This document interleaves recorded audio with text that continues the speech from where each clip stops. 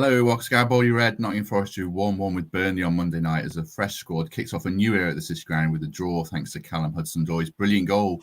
We'll discuss that, who well shone and who struggled, plus team selection, formations and VAR. In the company of, first of all, Reds fan Emily Anderson. Emily, good morning, you well? Morning, very well. A little bit tired and jaded from last night, but otherwise okay. Well, good to have you with us. Talking of tired and jaded, the perpetual state for Greg Mitchell. How are you doing? All right. Yeah, I was going to lie, but you've set me up straight away there. So, yeah, a little bit tired. May have had a couple after the game, not at work today. So, drinking sensibly. But Make the most of it. Nothing wrong with that. Our third guest is a former X Factor star, and so Wikipedia tells me, the presenter of this morning, Supermarket Sweep and Strictly Come Dancing, It Takes Two, and the narrator of Spa Wars. It's a true honour to have Rylan making his podcast debut today. How are you, David Prutton? I was going to do an horrendous impression then, but I thought that gets you on very shaky ground, doesn't it, doing impressions? So, no, I didn't. Exactly. I can do that on my own without making an impression. Ironically, you should say that because it's I've just been chatting on Sky Sports News on Zoom. We're on a different set of software here, aren't we? StreamYard, which is very, very good. But there's a filter on there, which for the life of me, and please believe me on this, I can't get off. So you lot can see me now. There's a certain rough and readiness to it. This thing it does your eyebrows, your nose. It looks insane, and I can't for the life of me get it off. And I just get people on Twitter going, "Why have you put that on?" The answer to that is, I quite obviously not put that on. I look ridiculous enough without a filter. Why would I go any further? Well, for the benefit of those watching on YouTube and Facebook, stolen from Prutton's Instagram, just to illustrate, and Ryan himself replying, "It's a look." There you go. Yeah, I mean, as highlights go, I think that's one of many lowlights in my life. But yeah, no, not Riley because he's lovely, but actually that type of thing. Anyway, this is all about me at this moment in time. Let's turn the attention on someone else. No, before we do, we should congratulate you on that shirt that you're wearing. This is what are we going 99, 2000, possibly 2001? I mean, this thing's massive. This is what I used to play football in. Look. I was a number 7 for Nottingham Forest. If that's not the worst thing you've ever heard in your life, I don't know what is. But that is, I mean, what were we doing? No one else was so slow back in the 90s, wearing a big kind of kite behind me when I was trying to run around. Well, it's very good of you to join us, especially fresh from Sky Sports News as well, as you say. Well, all I did was just come off one set of software and put something else on. So it's been no rush. I mean, I'm not as tired as you three, so I'm more than happy with that. You look a lot fresher than I do, certainly. Yes. Stop it. Right, let's get into the game. Emily, do you want to kick us off with just overall thoughts on what you made of it coming away from the ground? Coming away from the ground, I thought we got away with one there, didn't we? Who'd have thought that in the 94th minute I'd be wanting the full-time whistle to go at 1-1? It was my first home game I've seen this season. So full of expectation. A lot of people around me were very confident that it would be an easy win, but I knew that Burnley would be out there and battling. We started really well on the front foot, and it felt like we were the team in control up until about 30 minutes. And then, unfortunately, a few errors. They got the goal. We changed our formation. It didn't quite work. For me, one too many new players started last night. I'm all for starting new players, but three new players from the Chelsea win. It just felt like one too many. But then, I guess, who do you bench? But I wouldn't have started with Montiel in hindsight because I think that he struggled a little bit. But I don't want to slag him off too much because look at how Danilo started. Look at how Lodi started. The Premier League's very different to where he's played. So hopefully he'll settle in. I know that Sangare as well has had a lot of stick for his performance. I think he did all right. Yes, he may have come across as possibly a little bit vacant at times, maybe a little bit slow. But again, he's just got to get up to speed with the Premier League. So I think in an ideal world, I'd have possibly started with Aina on the right and Tavares at the back. And I think that would possibly made us more defensively solid. Obviously, the central back two, I just don't get why we didn't start Niakate if he was on the bench, because he'd have made a great partner with Worrell. But yeah, I mean, VAR for once went our way, didn't it? I'm the first one to slag off VAR. So actually last night I was quite happy actually. And we're 8th in the Premier League. So I can't really complain, can I? Just disappointed we didn't get the win, but not disappointed because we deserved it, which is often the case for Forest. Disappointed that we couldn't come away with 3 points after winning at Chelsea. Mute. To be the host of a podcast and not realise you're on mute is pretty spectacular. Sorry. Hi, Mike. Welcome to 2023. This is Zoom. This is a new thing. You should host this. You're presenter on Sky doing proper high-pressure stuff. Oh, no, don't worry. They'll let anyone go on there. I can't even edit that because it'll take ages. I'll leave it in. Emily's right what she says, Greg. Lots to unpack, and we'll do it over the course of the next 40 minutes. But just in general, are you... Oh, I know you're going to be glass half full because you always are. Are you glass half full? If you bracket the Chelsea and the Burnley games together, 4 points, are you happy with that in general? Yeah, of course. I mean, 8th after 5 games, you'd snap your hand off straight away, especially with the start we had. But yeah, disappointed, absolutely. But also hanging on for the point, just hoping he blows the final whistle. I didn't expect to be doing or saying that after Burnley. I just think there was so much expectation. There was so much talk about we can't do a Fulham or Bournemouth of last season. And we didn't. Like Cooper says, if you don't win, don't lose. And we certainly didn't. And we've moved up the table again. So it's not a night to remember. And it's certainly something where they're going to have to take a lot of, there's going to be a lot of questions and answers from what went wrong, what didn't go quite as right. But I remember thinking 5 minutes in, like looking at that team out on the pitch. And I mean, no offence, Prutz, but that was probably the strongest team on paper I've ever seen at the City Ground. On paper, obviously it didn't. I've been watching Forest since, 1992? I can't remember seeing players of that standard on our pitch. So there's so much to come. It obviously, with the changes, wasn't going to kickstart and smash them 4-0 as much as we hoped was going to happen. But there's so much hope there. There's so much, expectation as such. There's not the talk of relegation already that there was last season. There's a talk of, how much better are these players going to be? So... Yeah, of course I'm glass half full, but certainly not blinded by it all. It was a bit disappointing. What's it like as a player, Prutz, when you've got that fan mentality that we're going to win the game? And I did think we would win the game, although I thought it'd be tight. But I think there was a lot of expectation. Does that filter into the dressing room and translate to nerves ever or not? I think given the accumulation of players and the standard of players that both Emily and Greg have alluded to, then... it doesn't necessarily need that input from outside. It should be in the dressing room. They've bought and brought these players in to get Forest up that next level back in the Premier League, haven't they? To be able to make sure that it moves beyond consolidation to something a bit more fruitful, a bit more further up the division. So the expectation will be very much on the inside as well. Going off Emily's point as well about when you put a lot of new players in together, it can sometimes upset the rhythm. And when we're looking at it from the outside in, you look at a Chelsea result and performance. Obviously, you've got to take into account injuries, suspensions, etc. But sometimes we kind of scratch our heads a bit and think, well, why have we overcomplicated what we did in a game that worked really, really well? I'm very much in the fan camp with this, because I think we can all over-intellectualize football sometimes and just think, same team, let's get cracking. Obviously, as I said, it's all down to the availability of the actual players. But there's glimpses last night. The first 20 minutes I thought was bright. I think latterly the interjection of someone like Ryan kind of livened things up a little bit. VAR working to the letter of the law, which is exactly what it's for. Is it a clear and obvious area? I wouldn't say so when it comes to the disallowing of the goal from Sander Berge's touch. A lot to be positive about, and I'm not being blindly positive. But when you see these players come onto the pitch, some that have stepped onto it for the very first time, some that are within a new culture, with a new kind of sphere of players, it might take them a couple of weeks to settle in. It can't take much longer than that, because as we know, you can get left behind in the Premier League very, very quickly. But you look at Callum Hudson-Odoi's goal, a wonderful thing that got everybody off the seats, obviously barring the Burnley fans.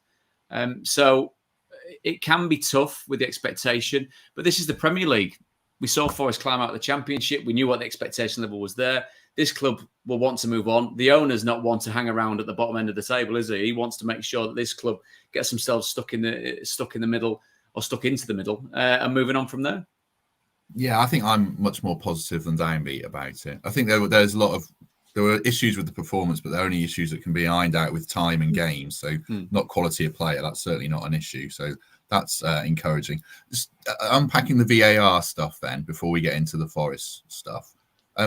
Just elaborate on that, Prutz, and I'll throw it to other people. You think the Burnley goal should have stood? No.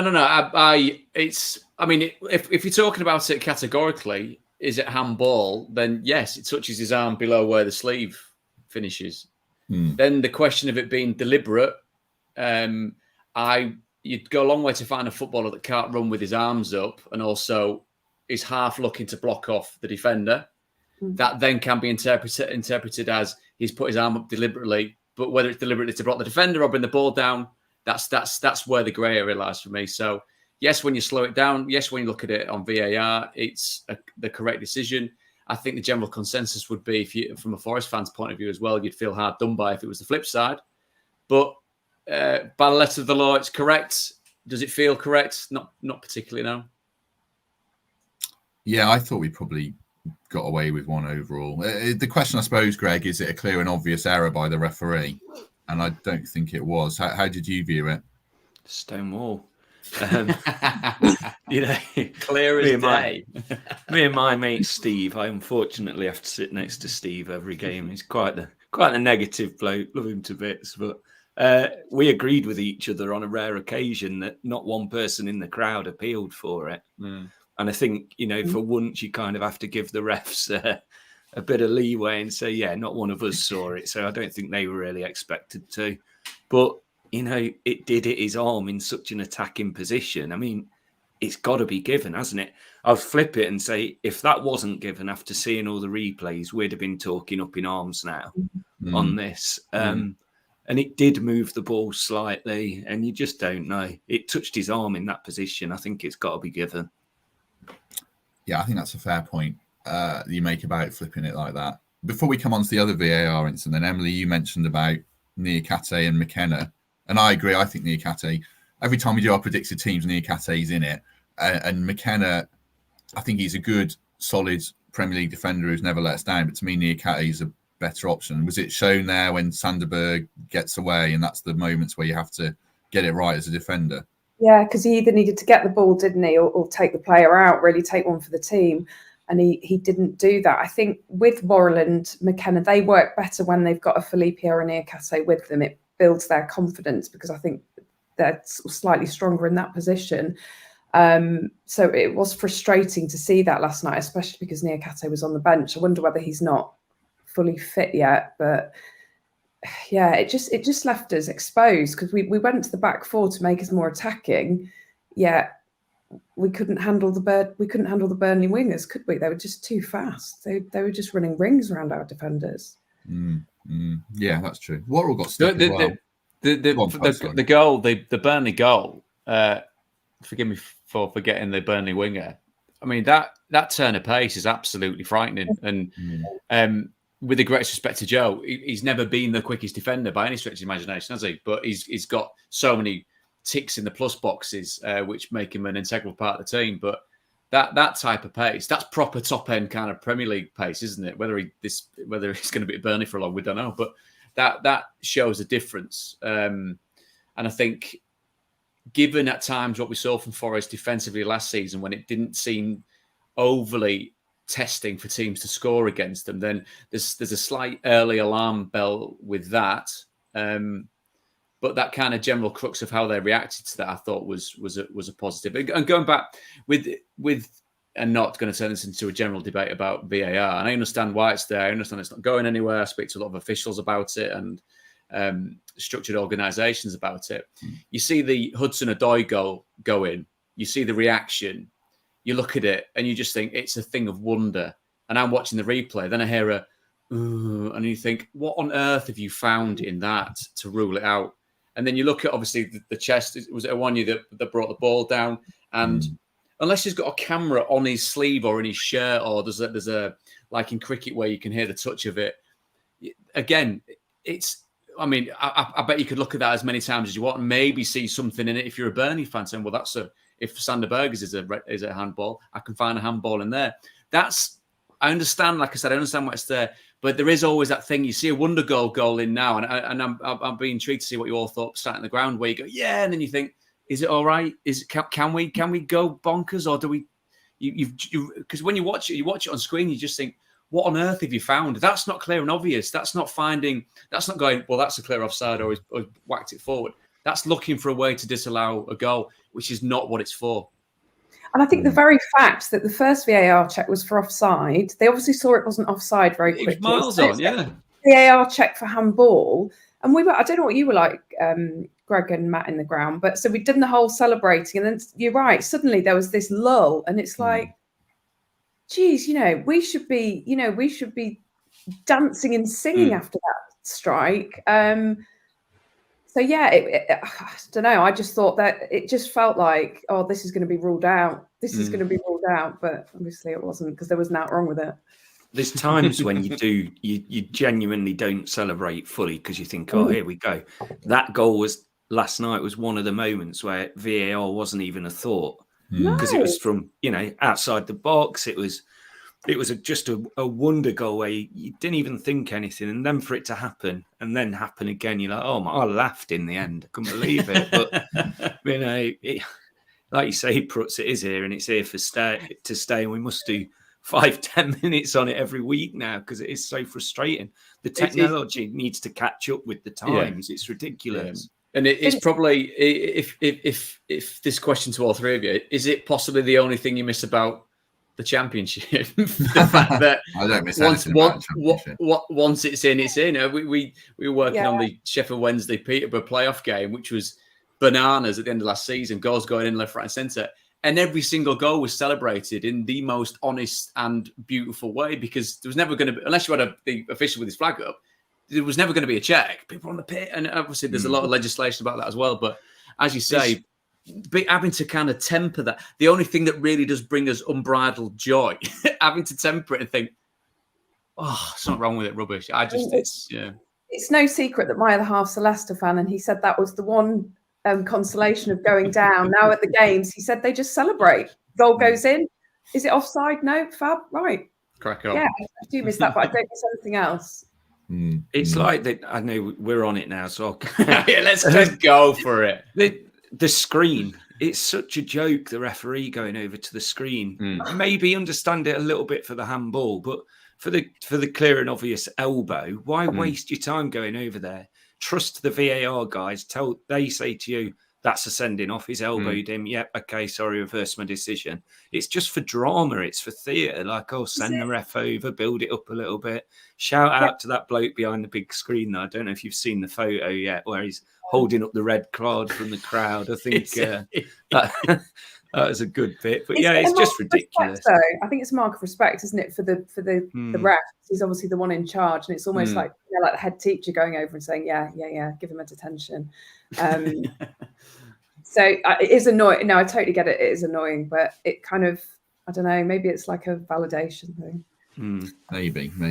Flicking through the comments, there's still quite a bit of negative about Worrell, who I thought had a good game compared to relatively to McKenna, but personally. But there is the question of the goal, Prutz, that Burnley scored. I thought Montiel, watching it live, was much more to blame than Joe. What was your take on it? Yeah, I'd say that. Centre halves, and this is a sweeping statement, notoriously don't want to get dragged out into the type of positions that he found himself in. Normally you're looking at good spaces between, if you are playing a four, between the other side of centre half and your fullback. And if you're suddenly thinking, well, where is the fullback and why is there such a big gap here? And then I'm going to go and expose. When I say expose, it makes it sound like we're looking at something that nobody knew about, say, Nottingham Forest's defence. Every single player in that back line has got strengths and weaknesses. If Joe Worrell is vulnerable to someone with that raw pace, and let's be honest, a player that quick would make most players kind of stop in the tracks, then Montiel needs to help him. There shouldn't be a gap there. There should be the warning signs from further down the pitch. Whether that's to do, as Emily was saying earlier on, when you put a few new players together and there's still a bit of, I mean, you can train it, you can practice it, but in the heat of the battle, when there's that many people in the city ground, when it's that loud, how good are your communication skills? How can you help each other out?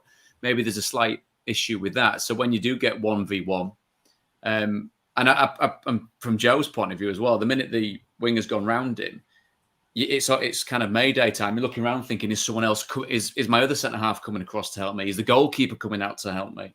But unfortunately, that wasn't the case. So I can absolutely see what you're saying there. It looks, because you look at it from an individual against individual sense, as one man against one man, but it's a collective defensively that has allowed Burnley into that particular position. Montiel, Greg, I mean, he did have a bad game, isn't it? You can't hide that. Are you worried about him, or are you mindful it's just that, his debut, and a lot of other players have come into the team and struggled, as Emily said, and Loddy notably last season before he really did really well for us. Yeah, I mean, you mentioned that earlier in the notes about Loddy, and it's a good comparison. You're going to have to give him time. I was very relieved when he got subbed, I must admit, and he wasn't having a good game. He looked a bit lost, if I'm honest. He had some very quick wingers around him, and I don't know, rabbit in headlight stuff, which you wouldn't expect from a World Cup winner and a player who's played in such big stadiums and big game nights. But I just think maybe the occasion could have got to him, maybe off the pace a little bit, but he'll certainly get more chances. And I just hope that isn't the Montiel we have, because he won't be getting in the team often if he is. But I genuinely think it was just an off night. I do. I don't think that's the guy that we're going to be seeing week in, week out. No, I'll ask Prutz about him in a second, but before I do us a favour, like and subscribe. As I put the big banner on, it would be a great help. Subscribe on iTunes, etc., etc. Spread the word. Tell your mum, tell your dad. It all helps. So, Prutz, from a player's point of view, then Montiel, obviously he's played in leagues that I think are probably generally a bit slower. I don't know about Argentina. I mean, the crowd atmosphere is mental. I don't know about the football, but does the Premier League do you think, does it scramble the mind a bit potentially when you're making your debut at that level? I think it can do. I would agree with you, and it's a bit of a sweeping statement, isn't it? Central and South American football being as evidently passionate as it is, you're kind of looking at stadium atmosphere, and we all know how noisy the City Ground can be. So there is a comparison with that. So from that point of view, there should be an understanding and appreciation of that part of his game that you, not regardless of who you're playing in front of, but that is the peripheral that as a professional footballer, you've got to deal with no matter who you're playing in front of. The other side of it being what the Premier League is. And I was listening, Greg mentioned earlier on about walking up to the game and the expectation before the game of what you're going to get out of playing against Burnley. Now, Burnley, literally pointless up until last night. There's still a very, very, very good football team. A team that was head and shoulders above every single other team in the Championship. Now, I know there is a big jump from the Champ, obviously, to the Premier League, and everyone that's involved with Forest has seen that firsthand over the last couple of seasons. But there can be absolutely no element of getting carried away with what Forest see themselves as with regards to the players that they're brought in and what the reality of it is, that a team like Burnley can beat you at the City Ground. You know what I mean? That's just how the Premier League is and how competitive it is. Yes, the ones that have spent billions of putting a squad together should be walking all over teams, obviously Chelsea notwithstanding.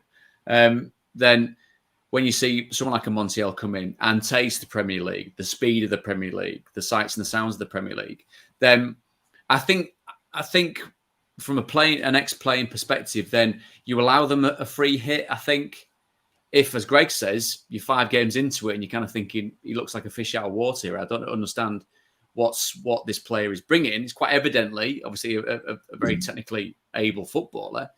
Whether he can play in this system, whether he can play under Steve Cooper, whether he can play alongside a Worrell and Iakate, whether he can back up the play with players in front of him, remains to be seen. And there's obviously a lot of work to be done off the pitch with that. But I think there's no... I'm not saying it because we're all involved in it and we cover it and we love it. There's no league like the Premier League. It's huge in every single sense of the word. So even if you are a player that's got a certain medal around your neck, it might still take you by surprise.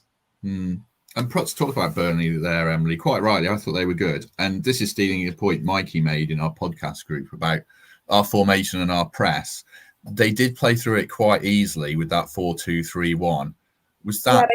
in hindsight, a bit of an error? I'd have liked seeing 4-3-3 personally, but I think they really found their way in the game, didn't they? They looked really nervous to begin with, and then I think they realised that their wingers particularly could run through, and they they won the midfield battle last night, didn't they? And grew in confidence, and they were unlucky not to win the game in the end.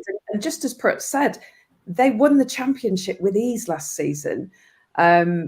And yes, like we've said, it's a huge gap between the Championship and the Premier League, but I wouldn't say there's a huge gap at the moment from last night's performance between us currently and them.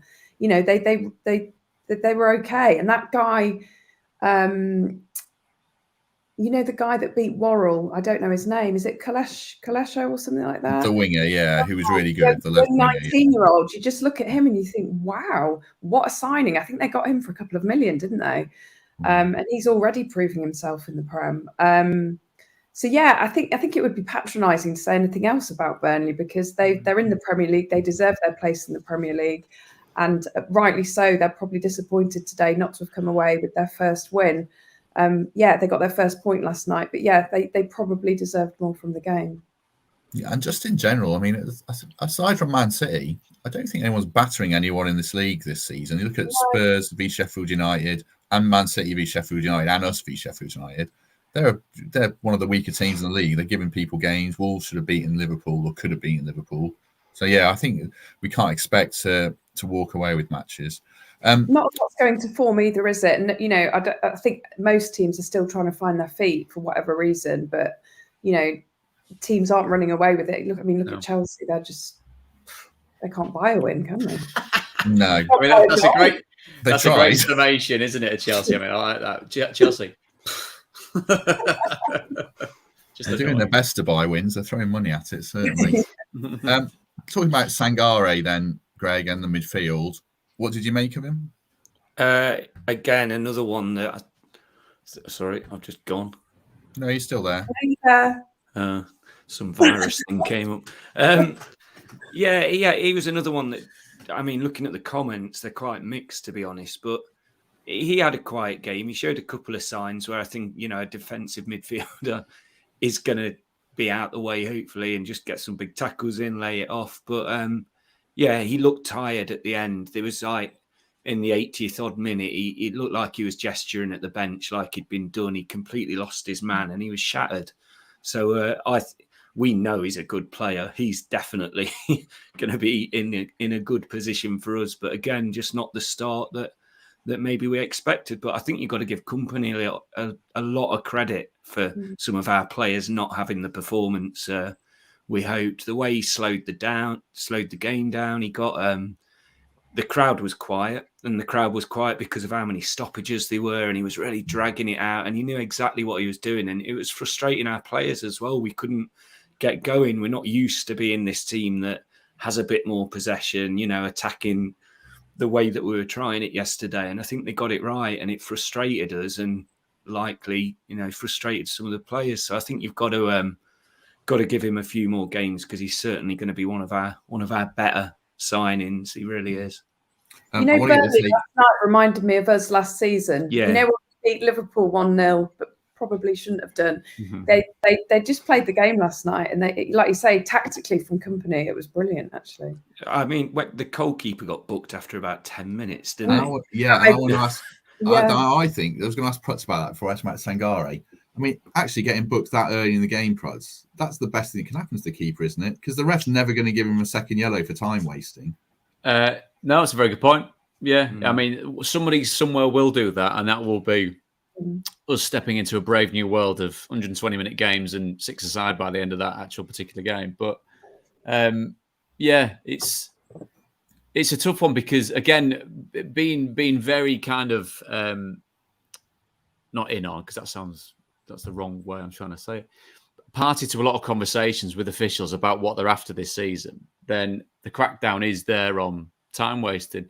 These, obviously, it becomes subjective, and sometimes you look at situations where you kind of go, come on, at least give him a break there. Paul Heckingbottom at the weekend, which I'm sure has gone down an absolute storm with Forest fans listening to Hecky not too happy with the way that games have been managed. He talks about the way that his team set up to play and see what Spurs and how they were going to go about the game means there's an element of patience. If you put the ball down in the 6-yard box and your goalkeeper plays it across and you don't know what Spurs are going to do, quite quickly you can get punished for that. So there should be a little bit of leeway for teams to be able to do that. I mean, if it's the old ball down, kicking the post, cleaning the boots off, spitting on your gloves, walking around the back, drying your hands off with a towel, that's a slightly different thing. But it's I can understand the teething sense of what this is. We might be talking about this in a couple of seasons where it's just the norm. You know what I mean? It's just a case of players getting on with it.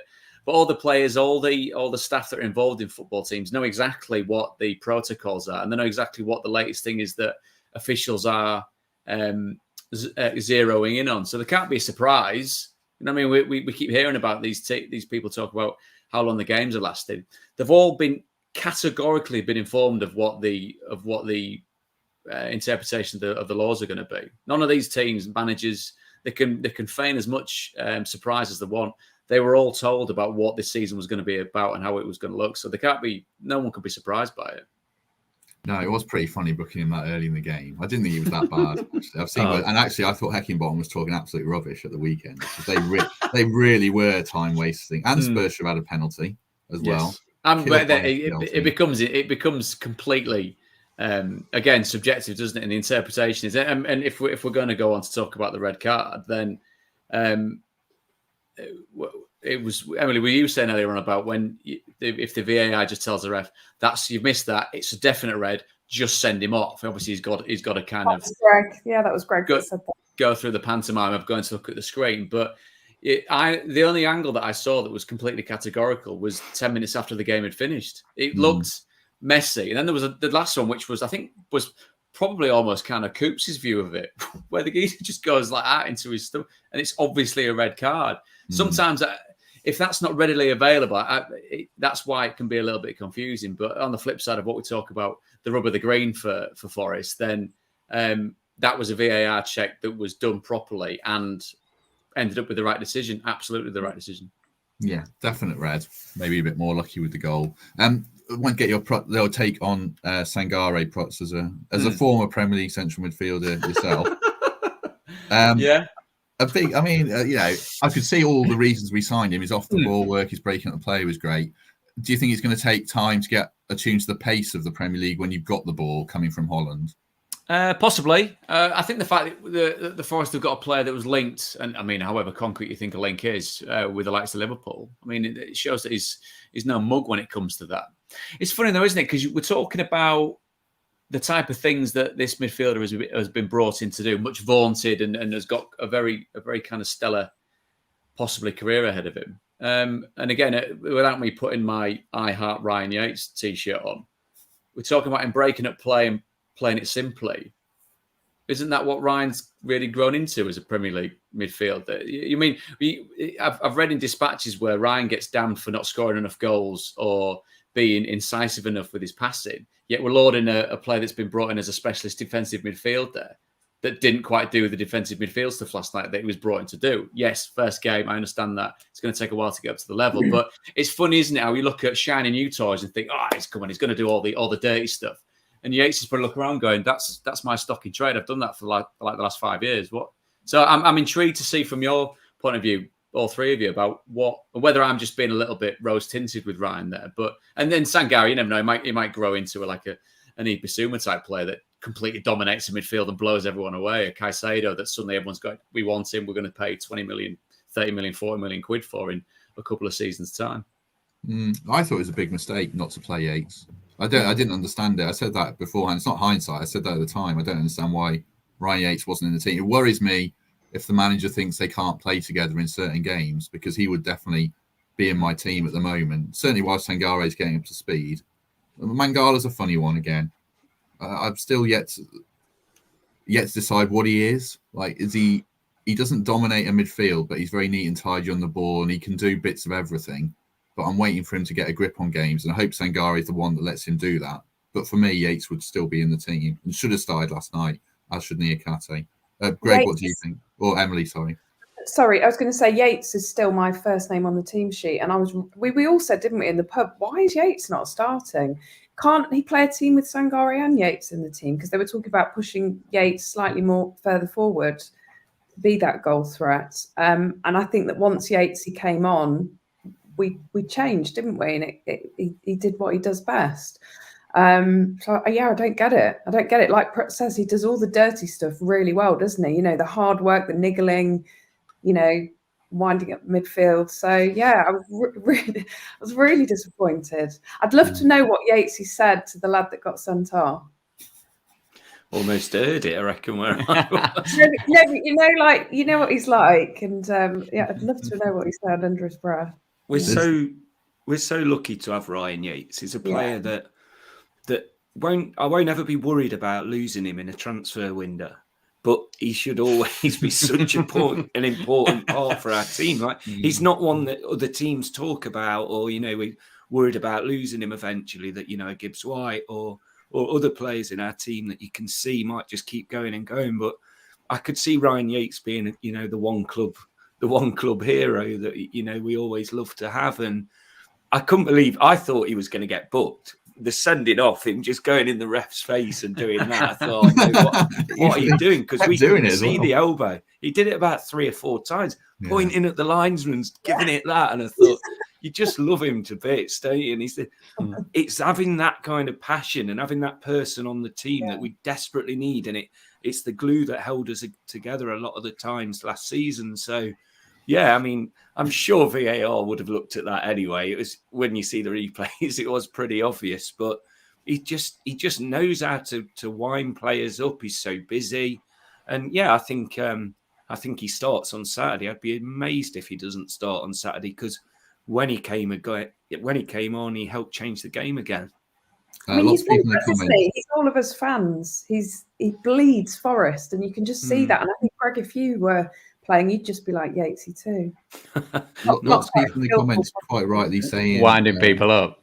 Yeah, I think. Oh, go on, Prutz. He rolled his eyes at you. He did, didn't he?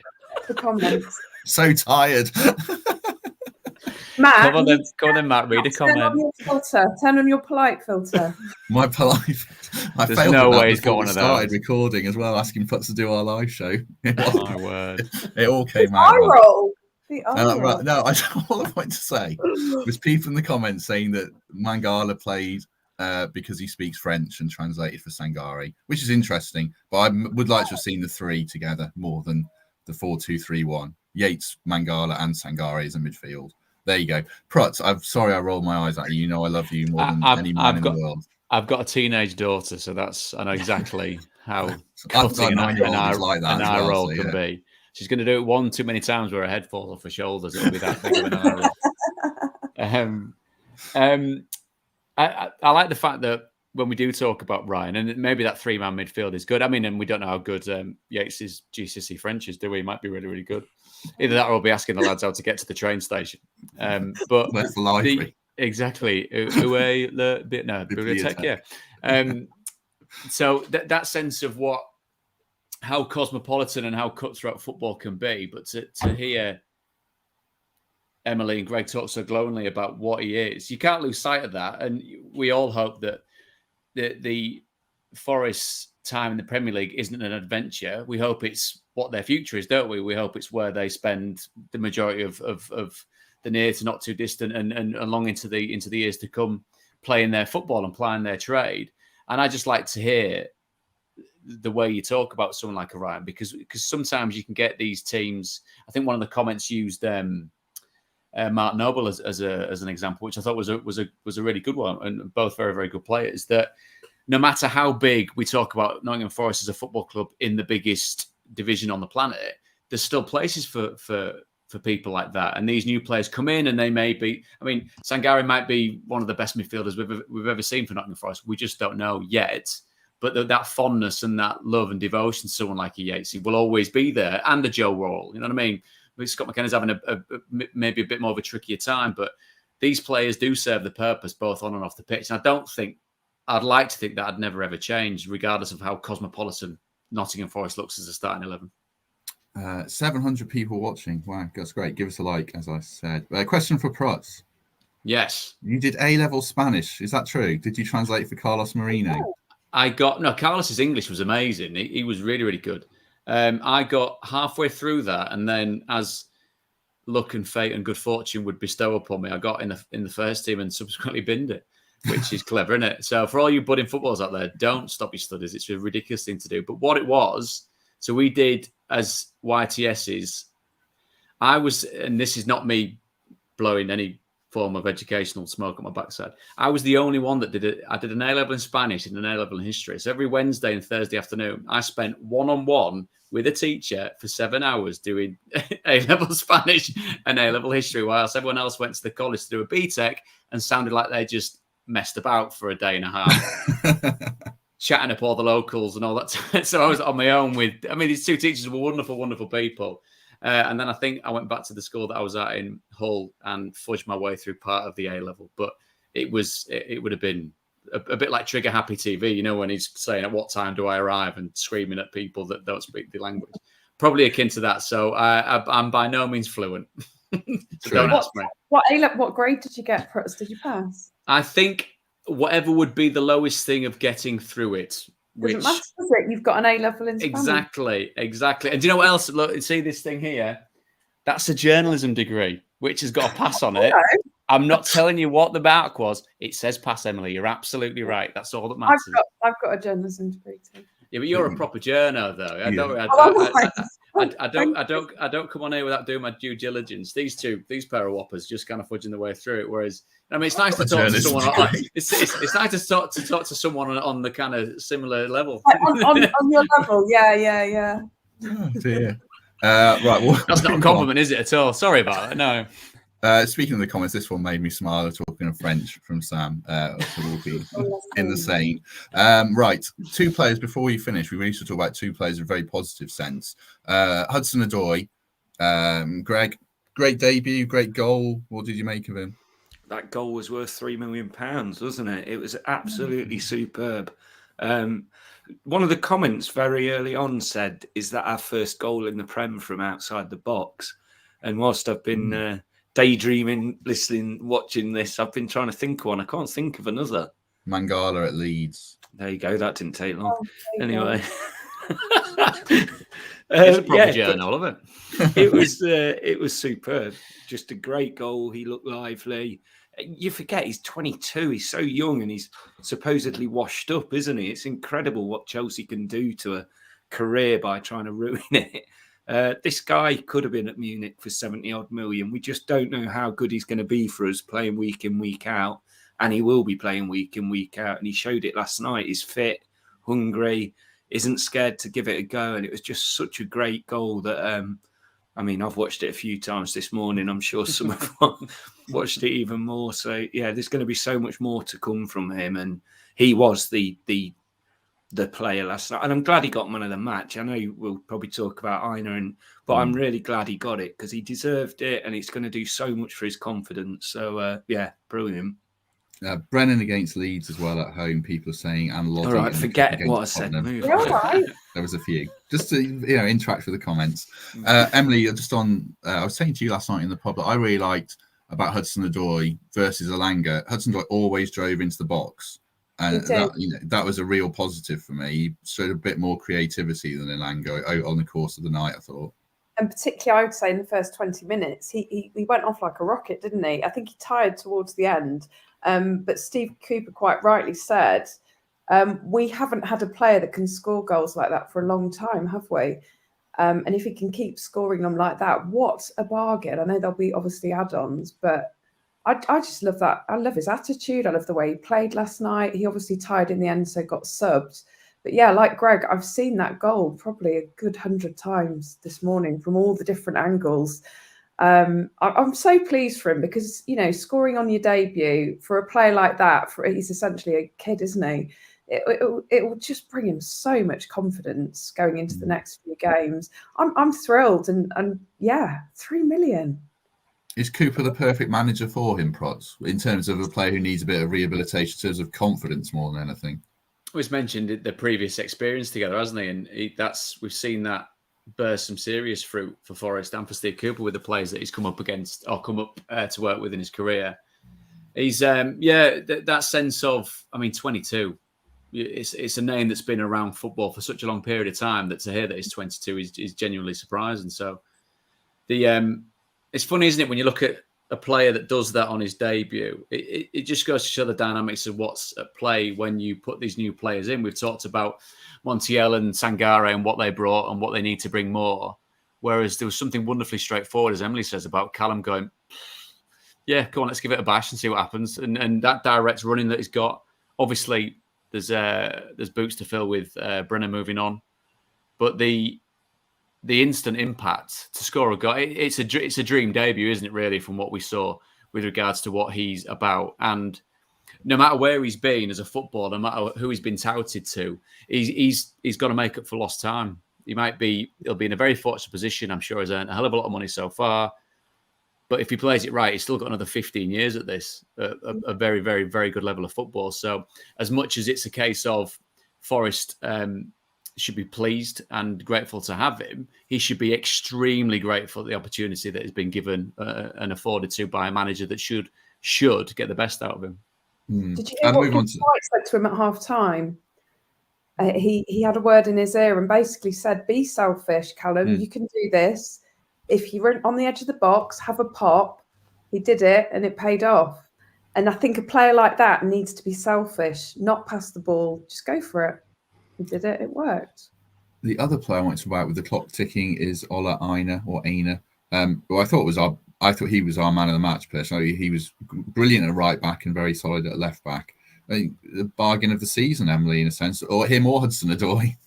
Yeah, I mean, Hudson-Odoi had a great game and quite rightly got man of the match. But actually, we agreed, didn't we? I thought Aina had an even better game, playing on both sides. Started on the left, then moved to his favoured right back position. I just thought he was brilliant. For me, he was our best player. And again, is he the signing of the summer at the moment? You know, it's all well and good spending all this money on big shot players, but actually, you know, he was great last night. He was so solid, wasn't he? And he just got stuck in. Yeah, we've got all these fullbacks, but he looks the most nailed now. Him or Aurier when fit. Yeah, and didn't he swap sides as well when? Yeah, so he's adaptable as well, and that's key. I think that's just a massive thing for when the injuries inevitably come, that he can play on both sides. I think that's huge. But are you going to? I don't know whether you've got time to quickly talk about Gibbs-White. I had quite the debate in the pub last night about him. About what? Well, and it wasn't just in the pub. I've had a few messages as well. People thinking that he needs a rest. He's losing the ball too much. For me, not for me, but he's that much of a key player. When he's got two players on him most times that he had yesterday, he's going to lose the ball every so often. But what he gives us in that attacking flair and that route out is key, and it's priceless. And we haven't got that other player at the minute who can do what he does. I know there's things like, his shooting wasn't really on the ball last night, but that's fair enough. That will come. But I think he's so key that, I don't know, I'd say undroppable, but I'll be amazed if he doesn't start every game he's fit. But yeah, and there's been a few comments as well about him, and I just find it strange that we should put heat on him when he's got so much to do. And like I say, players on him all the time. He is going to lose the ball, and we're just going to have to deal with that and hope the players around him get it back for him. It goes back to Emily's point, which is a player like Callum or a player like Morgan, and having been no more than a foot soldier myself, you've got to afford them the confidence and the patience to put the ball at risk, because they can evidently, and have shown on so many occasions, that Morgan Gibbs-White can play a pass that unlocks a defence, that can create a goal, that can, not saying he's the only one for Forest, but he's got the lion's share of the creative responsibility. Now that Callum's come in, as you were saying, Emily, the fact that he can say to him, look, you can do this. So when you're in the position, go and do it, because it helps them out. Because if you look at, we talked about Alangi, talked about Awoniyi is a different type of play. It provides a platform for Forest to build on to get themselves up the pitch. You're not going to break down Premier League defences by just having a big centre forward on his own looking around. What Morgan can bring to the game when he is going through these fallow periods, I think there is the element of patience. I'm not saying for 1 second he becomes the luxury player that, as Greg says, he can't be completely undroppable, because if he's not affecting a football match, you need someone that does. But he's got the abilities and the technical skills to be afforded that bit of time when he is seeking out his best form, because I'd like to think more often than not, he's going to be the player that's going to help to win matches for Forest. Mm-hmm. Go on, Emily. Well, I'll give my take in a minute. What's your take? I agree to some extent. I don't think he had a great game last night, but he has moments, and players like that have moments that change games, don't they? And there were a few moments last night, some balls he threaded through which could have changed the game. Yes, he lost the ball, some dodgy passes, but look at what he brings to us. He for me, he's the cog, and everything else works around him. He controls the game, and yeah, I'd say he was maybe a 6-7 out of 10 last night, but you can't be on your top form every game. He's only human. He'd still be in my team. If he wasn't pulling his weight defensively, then I think you'd ask questions, but he's still working hard. He does, like, there was an annoying thing where he flicked it over his head towards Montiel on the touchline. You just get hold of it, but you've got to have that backup player with creativity. I think sometimes you want the simple pass from him. You feel like saying, "Stop doing the trickery." It's in areas of the pitch, isn't it, where you want the simple pass. He's probably trying to do too much in the wrong areas, but I still think it's like Brennan last season. He had a really sticky patch, and Cooper played him through it. And I think we'll do that with Morgan. And there's interesting signs with Hudson-Odoi where you could see a link emerging there already. And I could see those two finding each other. And he'll get more of a link with Awoniyi as well. I mean, Awoniyi did well last night with pretty limited service. So there's lots to be upbeat about. Just before we finish, just quickly on Man City, we'll do a full preview on it later in the week. But I'm sure you'll be going, Greg. Are you expecting anything other than a comfortable win for City, realistically, or not? They can't keep winning. They're going to lose eventually, aren't they? It's going to be whatever happens on Saturday will be a level of how far we've come since pretty similar time last season when we were 3-0 down at half time or whatever the score was and the game was over. Of course, they're the only standout team in this Premier League that are pretty much guaranteed they've won it already and they're just going to walk the league and win every game, but you just never know. You never know with anything with football these days. So I'm really looking forward to going. I'm looking forward to it a lot more than I was last season. It's a Saturday 3 p.m. All the trains are running. It's it's going to be a good day. So I can't wait, whatever happens. How do you go about it, Prutz? Just quickly before we go. I mean, what can Forest realistically do to give themselves a shot in the game? Stick to the game plan, which sounds a bit generic, but I presume Coops' approach will be containment rather than anything else. I saw the Sheffield United Man City game. At one stage in the first half, it was about 89 to 90% possession. But there was an element in the way that Man City went about it where they almost had too much of the ball. And it was almost, granted, it was those couple of games when Pep was resting up, so he wasn't his active barking himself on the touchline, and there was a little bit of sloppiness, and it's relative sloppiness. It's someone else's 10 out of 10 is Man City's sloppiness, isn't it? So what it will be a case of is just not losing concentration in what the game plan will be, which will be a lot of defence. It will be a lot of making sure gaps aren't created willingly to allow a team like that to pull you apart. Listen, and again, it's a tough one to try and quantify with Man City. A team that's been put together for the best part of £1 billion should be beating most teams by about 3 or 4 goals. And I know that sounds very straightforward and probably a bit fan heavy for that, but I always think that when I watch this team, I understand the functionality, I understand the beauty in what they do. I just don't understand what they make you feel, if I'm brutally honest. Liverpool, at the very, very best, brought something else out in you, I thought. Whereas Man City are an absolute machine. And the machines make you feel, I don't know. No, I agree. But they do just give you that one chance in a game. I mean, so often the teams have one shot on target against them. And it's always one big chance. And we saw against Sheffield United, they stuck it away. So that's Forest's hope, probably. Right, that just about does us. Any other business before we go, Greg? Anything to say or plug? Always. Always. Festival season's over, isn't it? So all the gigs have started again, so I'm back onto my music. But one of Nottingham's best unside bands, Celestines, are playing a Christmas jamboree at Rock City. No, not at Rock City, at Rough Trade. Right. Yeah, the tickets are on sale and they'll sell out. I'm just trying to give people warning. Rough Trade's a brilliant venue and they're playing Saturday 9th of December. It's only £8 a ticket. They're brilliant lads. We're playing Wolves away, so you can easily get back in time. And I couldn't recommend going and seeing them enough. We're going to be there, and it'll be a good night. So support them if you can. Good. Emily, anything from you before we go? Just one very quick thing, and she's going to kill me for saying this. My daughter scored her first hat-trick at the weekend, so I'm really pleased. Cool. Molly, and the team won 7-0 and second in the league, so it's all going very well. So I'm very proud. You haven't mentioned your big weekend meeting all these famous people in Leicester. Did you meet Kylie Minogue? Let's talk about it. Yeah, just hanging out with Kylie and Sam Ryder and Beverly Knight. Cool.